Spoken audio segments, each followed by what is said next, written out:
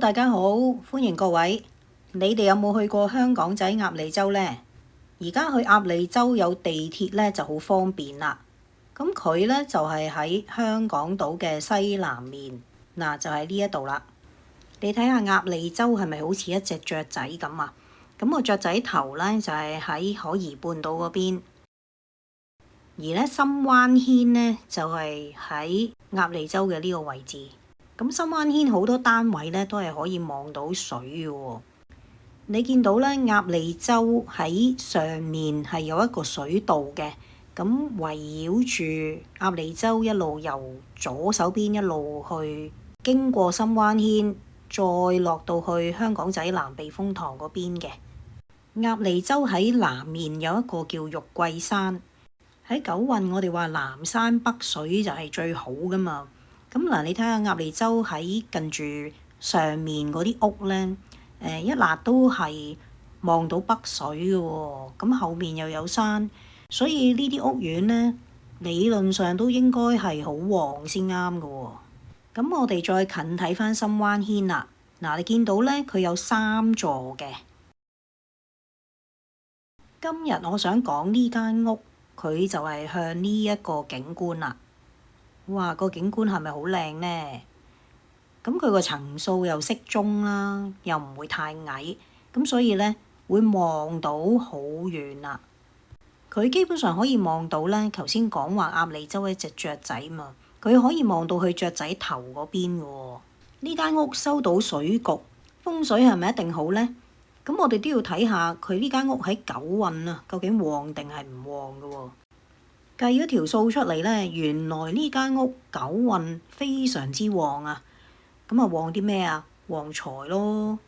原來唔止九運旺喎，哇，一運都旺財喎！哇，咁呢間屋呢，非常之好啦，可以住到40年啦。原來呢間屋啊，喺2024年之前呢，即係八運嘅時候啦，個財呢就唔得嘅。等到九運開始啊，2024年之後呢，就非常之好啦。咁我哋再睇埋呢，原來啊，佢喺下一個運啊，一運嗰度呢，都係好嘅喎。原來佢都收到一運財星嘅喎。哇！咁即係話呢間屋呢，可以住40年都冇問題啦。另外啊，計翻呢間屋，原來佢係旺男性會比較多過女性嘅。除咗財旺之外呢，都可以旺到文昌。咁啊，如果係出嚟做嘢嘅話呢，咁文昌係主功名啊嘛。哇！咁即係名利雙收喎。咁係唔係個個單位望到呢個景就一定好好嘅呢？其實佢每一座呢都有幾個單位可以望到呢個景觀嘅。咁當然啦，高層低層就會有啲差別啦。咁啊，睇個水究竟大啲啊定係細啲啦。咁啊，當然對於財運都會有影響嘅。另外，因為佢哋啲間隔都唔一樣㗎。咁門嘅位置啊〜廳啊、廁所啊，咁或者主人房啊嗰啲位置有唔同嘅時候呢，咁我哋個風水個計法都有分別嘅喎。所以呢，就唔係個個單位望到呢個景呢，就一定係好似我頭先所講咁樣旺得咁緊要啦。外面嘅風水聯頭局固然重要啦，咁但係其實你室內嗰個擺位都非常重要㗎嘛。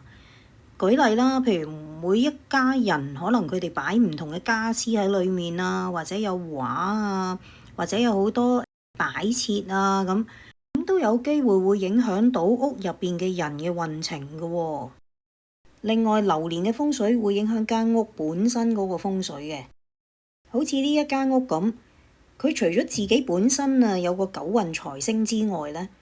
今年流年嘅九運財星入到佢間屋個門口喎，再幫佢吹一吹谷嗰個財星，今年宅主呢個財運呢就非常之好啦。